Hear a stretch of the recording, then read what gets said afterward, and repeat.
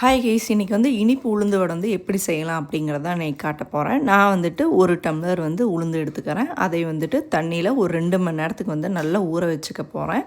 இப்போ நான் உளுந்தை வந்து நல்லா கழுவி அதை வந்து 2 மணி நேரம் ஊற வச்சதுக்கப்புறமா மிக்சியில் தண்ணியே எதுவும் ஆட் பண்ணாமல் நம்ம வந்துட்டு அரைச்சி எடுத்துக்கலாம். ஓரளவுக்கு அரைஞ்சதுக்கப்புறமா நம்ம வந்துட்டு 1 டம்ளர் உளுந்துக்கு 1/2 டம்ளர் வந்து சுகர் இதில் ஆட் பண்ணி அரைக்க போகிறோம். நம்ம சுகர் ஆட் பண்ணி அரைக்கும் போது லைட்டாக அதுவே வந்து தண்ணியாட்ட உங்களுக்கு அரைப்படும். அதனால் எக்ஸ்ட்ரா இந்த இனிப்பு உளுந்து வடைக்கு மட்டும் எக்ஸ்ட்ரா எந்த தண்ணியுமே எப்போவுமே ஆட் பண்ணாமல் அரைக்கணும்.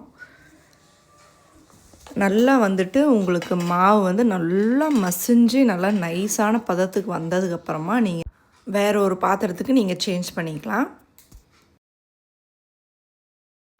இப்போ வந்து நான் கடாயில் நல்லா எண்ணெய் ஊற்றி நல்லா எண்ணெய் சூடானதுக்கப்புறமா நான் வந்துட்டு தண்ணி தொட்டு வந்துட்டு நான் வந்துட்டு வடை எடுத்து போட போகிறேன். தண்ணி தொட்டு நம்ம வடை போட்டாலோ இல்லை ஆயில் தொட்டு போடும்போது அதோட மாவு வந்துட்டு நம்ம கையில் வந்து ஒட்டாமல் இருக்கும். இப்போ நான் ஒரு அடசல்ல வடை வந்து எப்பவும் ஒன்றோட ஒன்று ஒட்டாத மாதிரி நல்லா ஃப்ரீயாக போடுங்க. போட்டு ஒரு 5 நிமிஷம் நல்லா குக் ஆனதுக்கப்புறம் அந்த வடையை வந்து லைட்டாக தூக்கி விட்டிங்கன்னா மேலே வந்து நிற்கும்.